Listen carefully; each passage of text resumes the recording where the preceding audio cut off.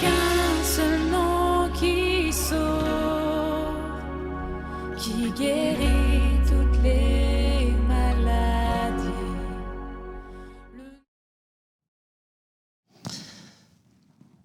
Frères et sœurs, amis des Patours, je vous salue dans le nom précieux de Jésus-Christ. Vous qui êtes à l'écoute de cette émission La Voix du Serviteur,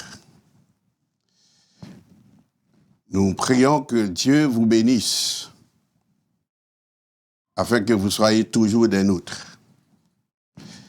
Et nous prions aussi de partager cette émission à certains de vos amis,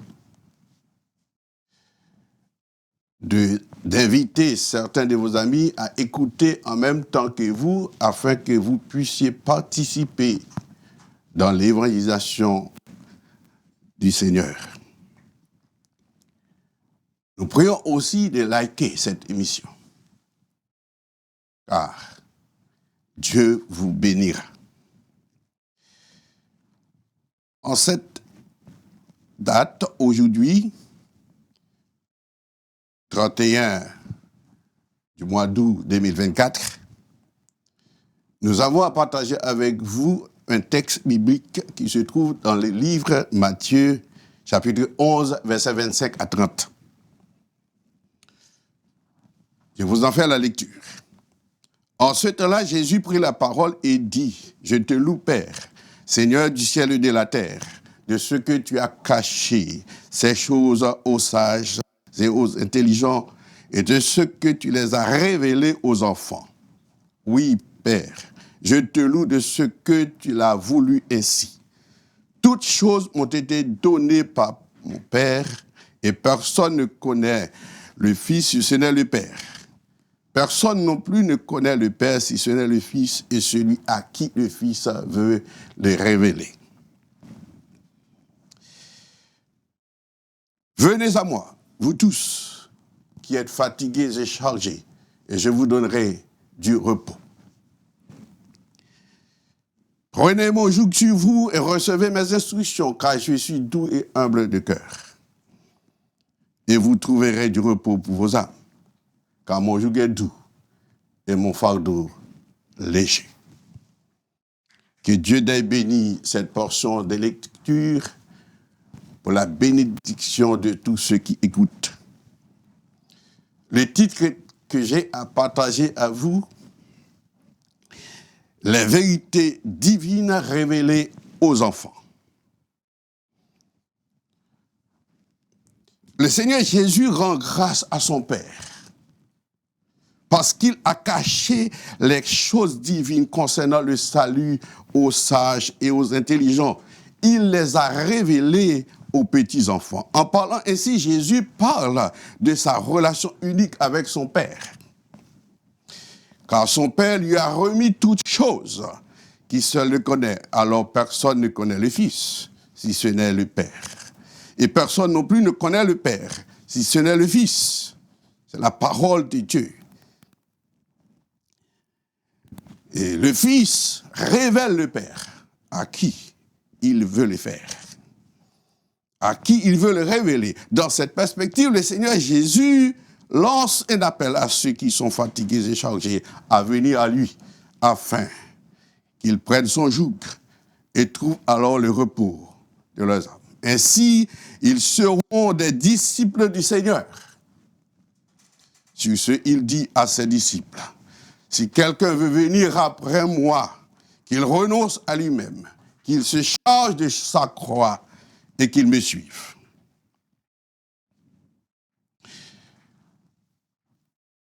J'ai une bonne nouvelle à vous partager, vous qui nous écoutez, vous qui êtes amis de cette émission. Premièrement, le pouvoir absolu du Père et du Fils. Deuxièmement, venez à Jésus et prenez son joug pour trouver le repos.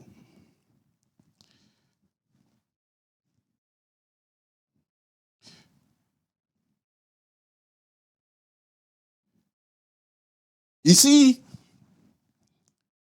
il est important de souligner et d'exprimer la relation unique entre Dieu, le Père, et Jésus-Christ. Ciel comme sur la terre, l'autorité de Dieu est illimitée. Il la délègue à son Fils Jésus-Christ, car Jésus lui-même déclare que tout pouvoir m'a été donné dans le ciel et sur la terre. Matthieu 28, verset 18. Cela nous suggère que l'origine de Jésus-Christ est céleste. Il vient auprès du Père, du Dieu éternel, dans le but de son intronisation royale. La venue de Jésus sur la terre est un dédoublement de la gloire divine. En lisant Ézéchiel chapitre 1er, verset 26. Le royaume du peuple saint de Dieu a un roi, lequel est Jésus-Christ de Nazareth. Sa royauté est éternelle.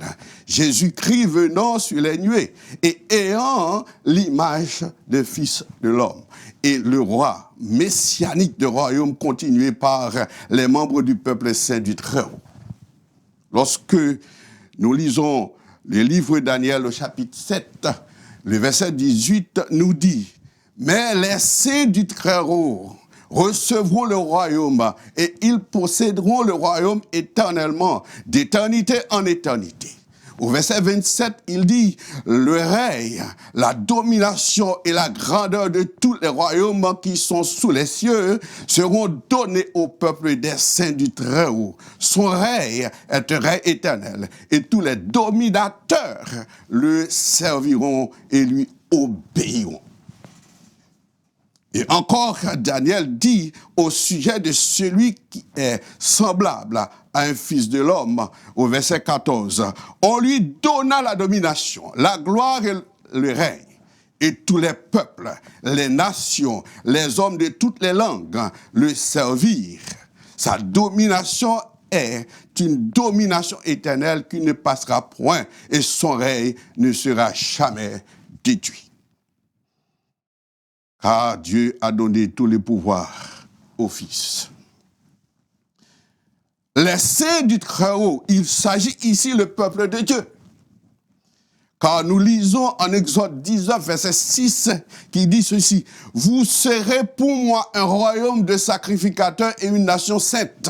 Voilà les paroles que tu diras aux enfants d'Israël. » En 1 Pierre 2, verset 9, la Bible parle ainsi, « Vous, au contraire, vous êtes une race élue, un sacerdoce royal, une nation sainte, un peuple acquis, afin que vous annonciez les vertus de celui qui a appelé des ténèbres à son admirable lumière. » Dans la Bible, l'expression « les saints » traduit ce qui appartient à Dieu.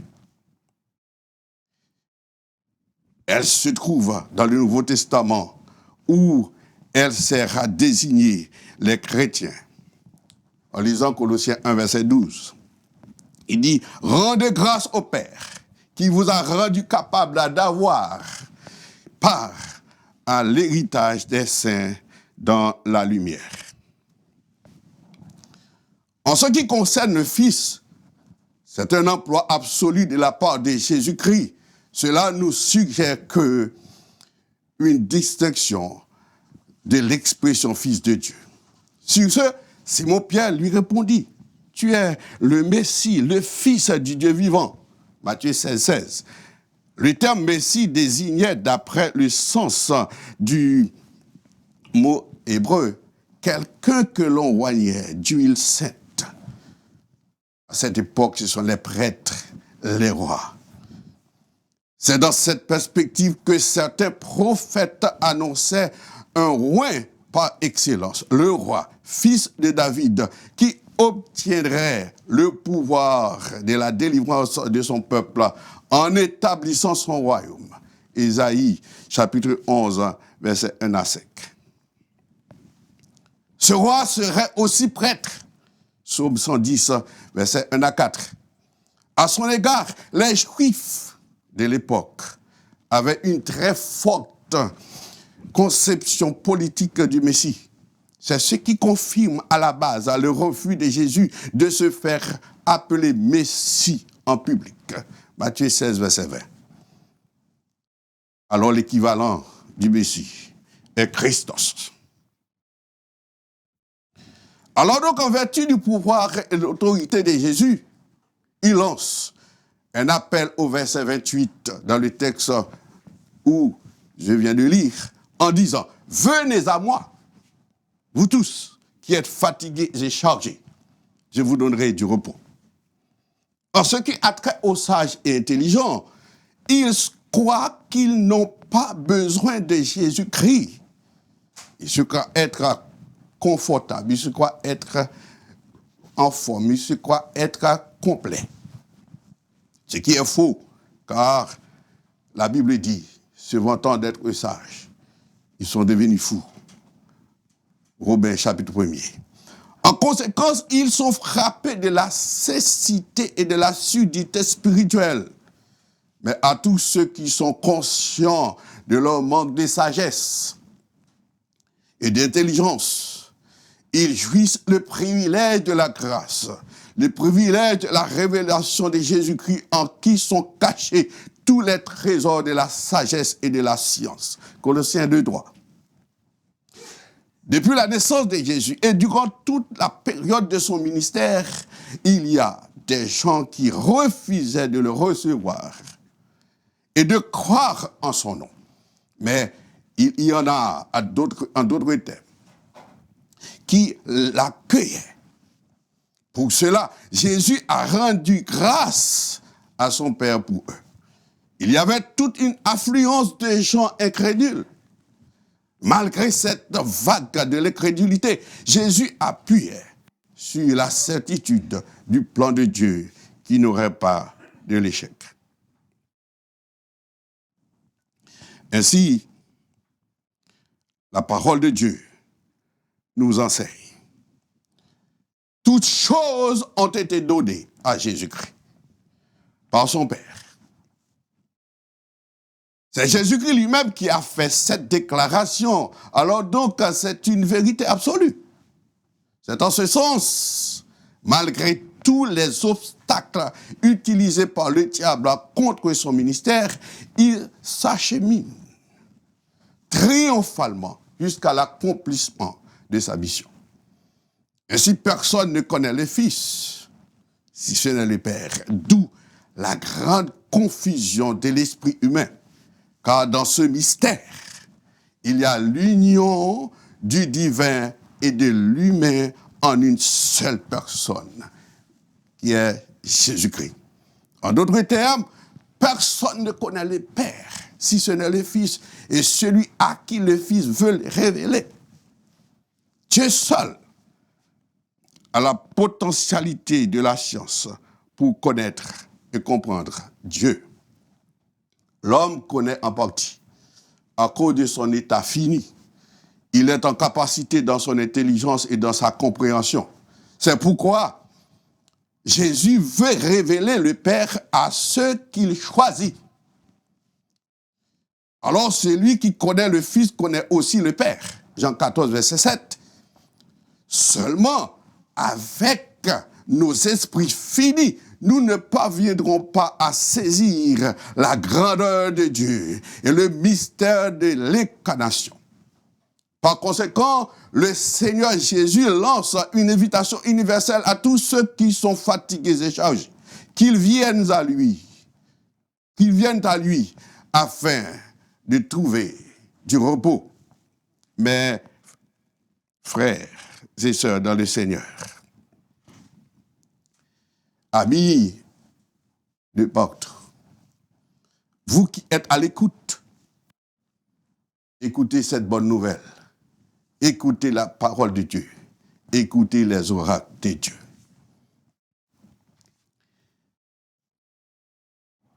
D'où notre deuxième point. Venez à Jésus et prenez son joug pour trouver du repos. Jésus, le sauveur de l'humanité, lance une douce et précieuse invitation globale. Car le mot tous désigne pour nous une grâce universelle qui offre à ceux qui se sentent fatigués et chargés. Ces deux vocables sont deux participes qui nous enseignent deux idées différentes.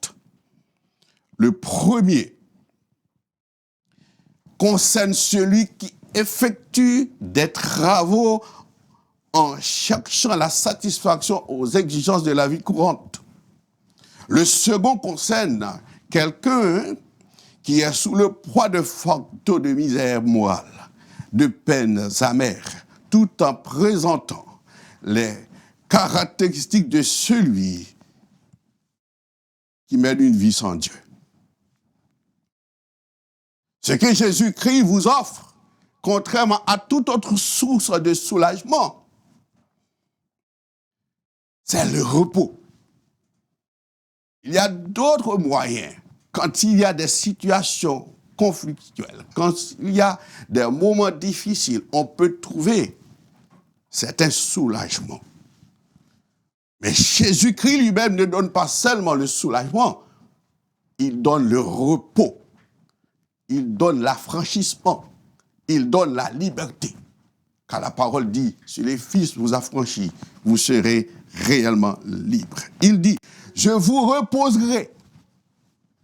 Et plus loin, il dit encore, je vous donnerai du repos. Et j'ajouterai, selon la Bible, vous trouverez la paix, le meilleur fruit du pardon, et de plus, l'affranchissement. Jean 14, verset 27. En outre, un joug est une pièce de bois utilisée par les éleveurs des animaux, destinée à maintenir côte à côte deux animaux, attachés côte à côte dans le cas d'effectuer des travaux distincts, difficiles. Jésus nous offre pour être à notre côté, en partageant avec nous des tâches pénibles et humiliantes. C'est-à-dire, acceptez et prenez le joug de Jésus-Christ, vous ne serez pas seul à le porter.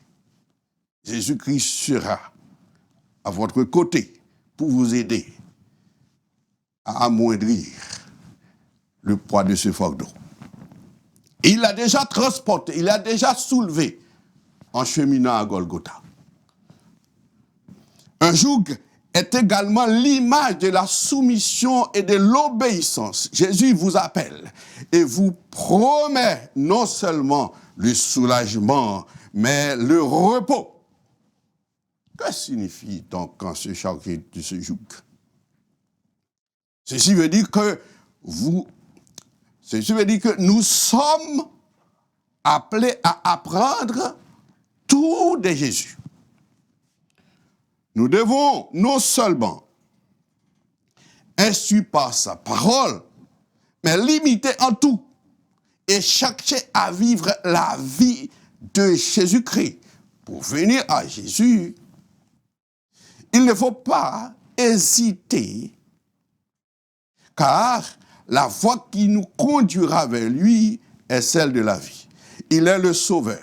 Il dit qu'il est doux et humble de cœur. Ceci signifie que vous ne devez pas craindre de vous mettre à son école. Il est plein de support pour vous et aussi de patience. Il vous dit que son joug est léger, c'est-à-dire il n'est pas difficile à porter.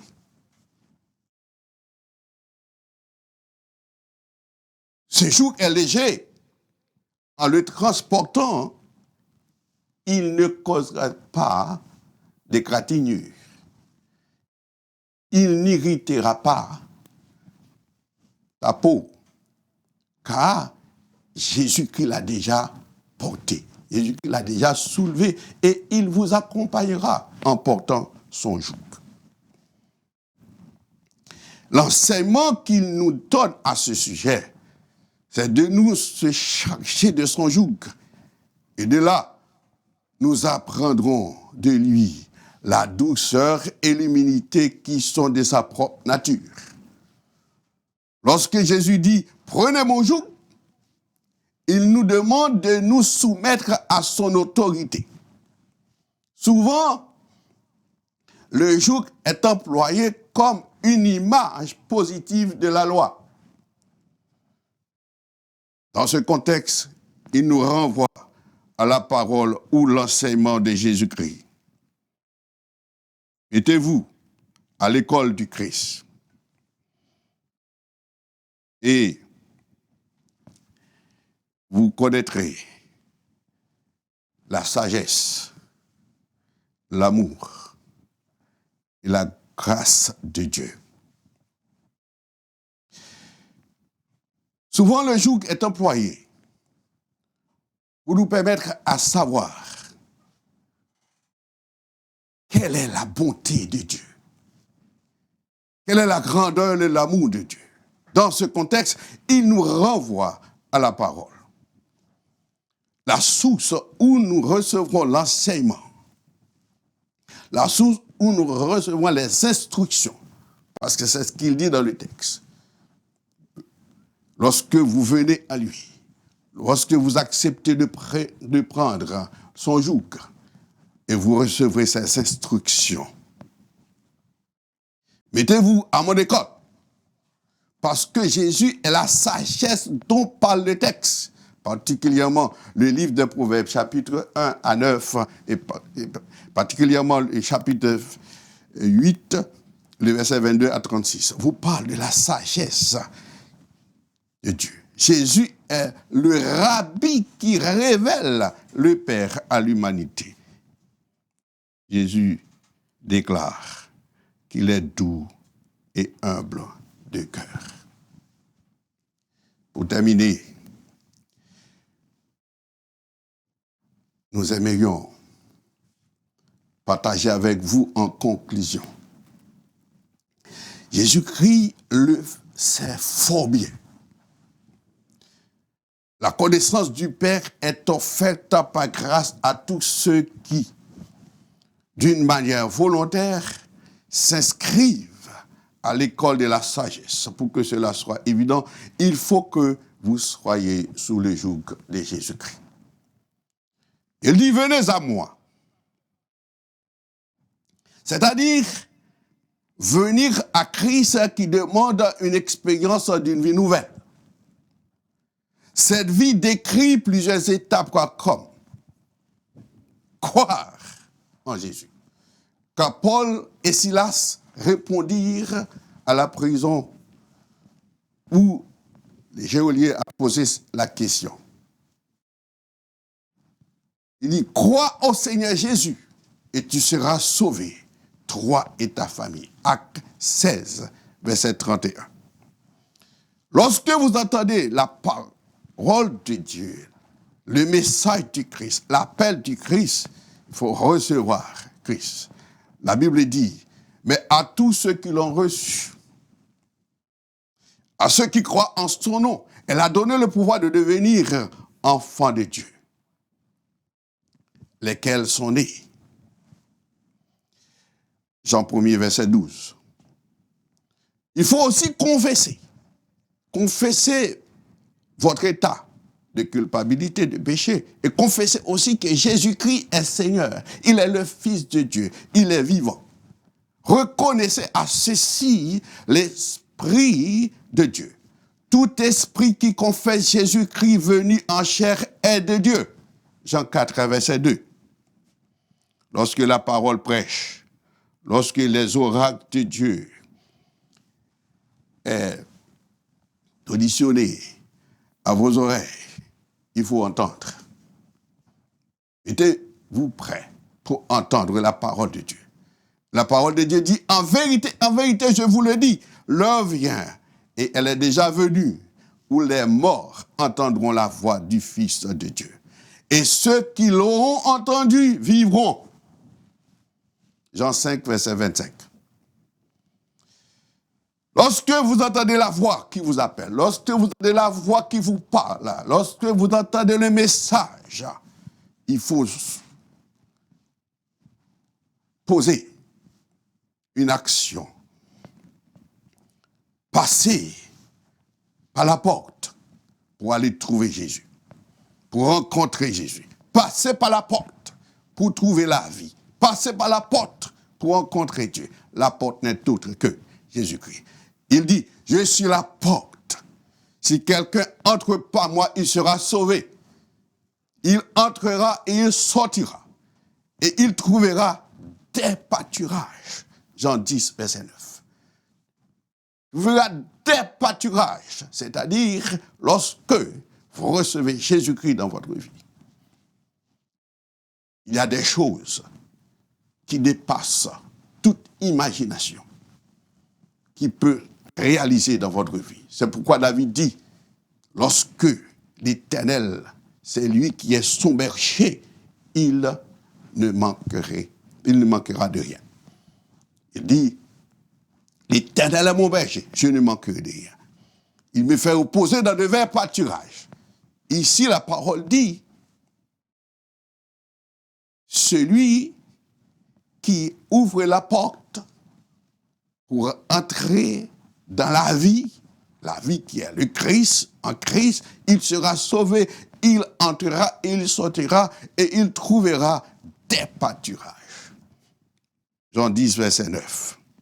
Ouvrez la porte pour rencontrer Jésus. Il dit, voici, je me tiens à la porte et je frappe. Si quelqu'un entend ma voix et ouvre la porte, j'entrerai chez lui, je souperai avec lui et lui avec moi. C'est Apocalypse 2:20. Il dit dans sa parole, acceptez le don de la vie éternelle par Christ notre Seigneur. Acceptez le don de la vie éternelle par Christ le Seigneur. Car le salaire du péché, c'est la mort. Mais le don gratuit de Dieu, c'est la vie éternelle en Jésus-Christ notre Seigneur. Romains 6, verset 23. La parole de Dieu parle. Il nous demande de faire quelque chose, de toucher la frange de son vêtement. Toucher la frange de son vêtement. Il dit, et voici une femme atteinte d'une perte de sang depuis 12 ans. S'approcha de Jésus par derrière et toucha le bord de son vêtement, car elle disait en elle-même, si je puis seulement toucher son vêtement, je serai guéri. Matthieu 9, versets 20 et 21. C'est la parole de Dieu qui nous parle, qui nous interpelle, qui nous conseille d'avoir Christ comme sauveur, d'avoir Christ dans votre vie, d'avoir Christ comme guide, afin que vous ayez la vie. Le texte nous dit que Dieu a donné toutes choses à Jésus-Christ.